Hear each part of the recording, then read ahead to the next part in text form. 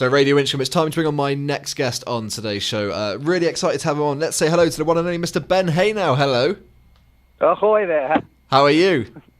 Yeah, really good, man. Really good, Lewis. Thanks for having me on. No, thank you for coming on. I mean, I've wanted to get you on the show for a good few years, and I mean, it's been back in 2014. Really, your life changed pretty much instantly. Obviously, being crowned the winner of the X Factor. So, when you went on the show, did you ever anticipate actually winning? Not at all, man. I mean, essentially going on it was a friend of mine had sort of said for the kind of 3 years previous, you should go on the show, And for me, it wasn't. I was in a band with my brother at the time, so it didn't really work. It wasn't the route I was looking for. But no, I never. I mean, right up until the last couple of weeks, really, you don't think you're in for the run-in. So I was just my mind was blown pretty much every week just being in there. And how did you find the whole process? Because I mean, when you're on the show like that, the platform you're given is amazing. But you're in interviews, you're doing TV appearances, you're bumping into celebrities backstage every left, right, and centre who are doing surprise performance and stuff. So did you just enjoy the whole experience? Yeah, I think you'd be stupid not to, man, or crazy not to. You kind of just get caught up in it all, and obviously, getting to share the stage with some big artists was an incredible thing. But the whole journey, man, I think just kind of.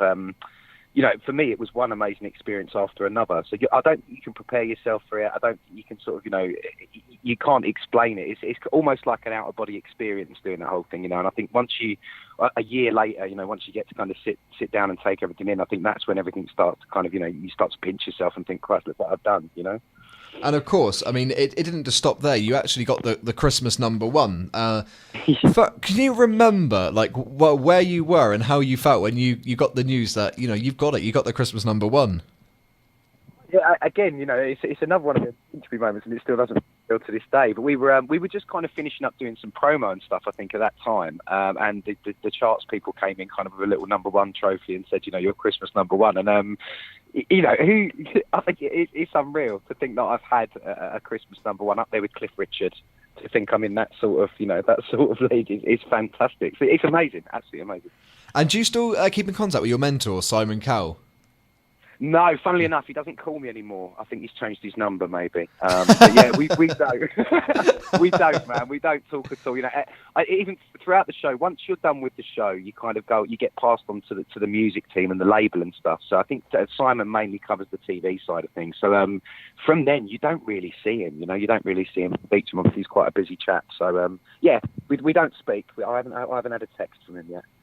And in regards, because I've got to ask you, when you did that duet with Kelly Clarkson, which was just amazing, how did that all come about, the collaboration?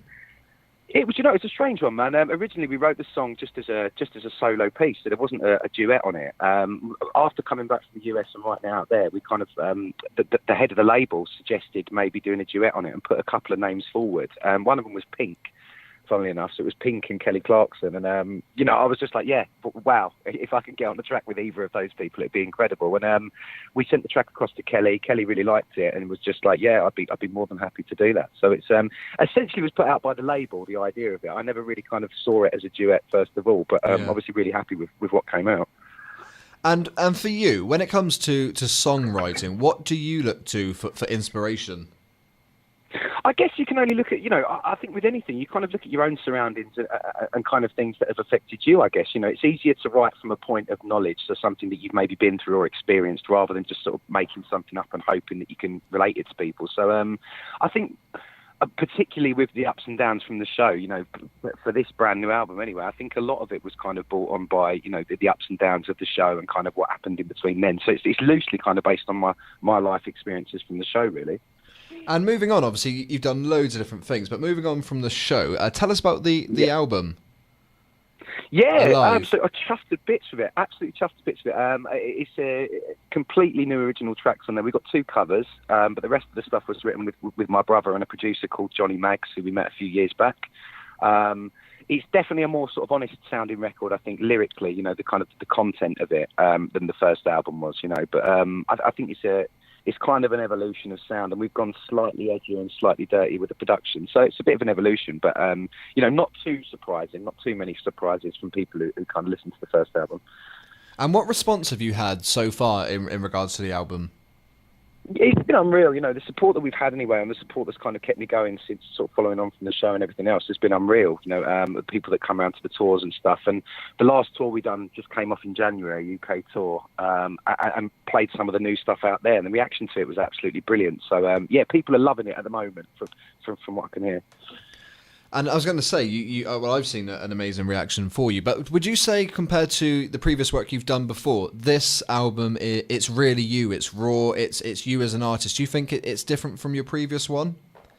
Yeah, definitely, in the respect that I think creative control was all completely kind of down to, there's a lot of restriction, I think, when you're working with a big label, and there's a lot of ideas of what, the kind of artist they want you to be. So, freedom for sure has been a much better thing. I've had time to explore, and I think, as I say, overall, I think it does definitely feel more honest in sound and lyrical content this time. And I mean, for me, when I've listened to your new material and the new songs, you get an impression you're content, you're happy. It's you feel that from the music, and it's a completely different vibe, and it's a really nice one as well. You just cool. You really get that feel for it, especially Forgive and Forget, which is one that I'm loving. Thank you, man. Thank you very much. I think that I'm in a really good place now. Obviously it was a bit of a shock and a bit of a downer really for me, kind of coming off the label after that first year. But I think the support of people that's kept me going. And kind of the people that show up at the shows, and kind of friends and family and stuff. Really, I feel in a better place now than I kind of was at the even when I won. I think really emotionally, I feel kind of in a better place. And what can we expect now in regards to tour shows? Have you got any upcoming tour coming up?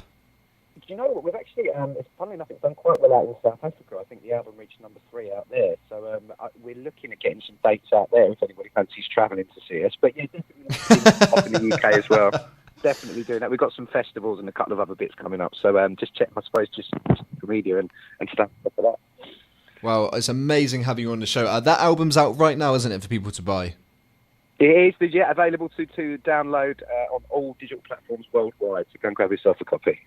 Well, Ben, honestly, good luck with the rest of the album. Good luck with the tour. And like I said, this album really has such a nice feel to it. You can see that you've got a lot of creative input into this, and it's really good. We're going to play it on the show. So thank you so much for coming on. You're kidding me. Thank you so much for having me, dude. It's a pleasure speaking to you. Thank you. Take care, Ben. Thank you. Later, man. Bye. Bye-bye.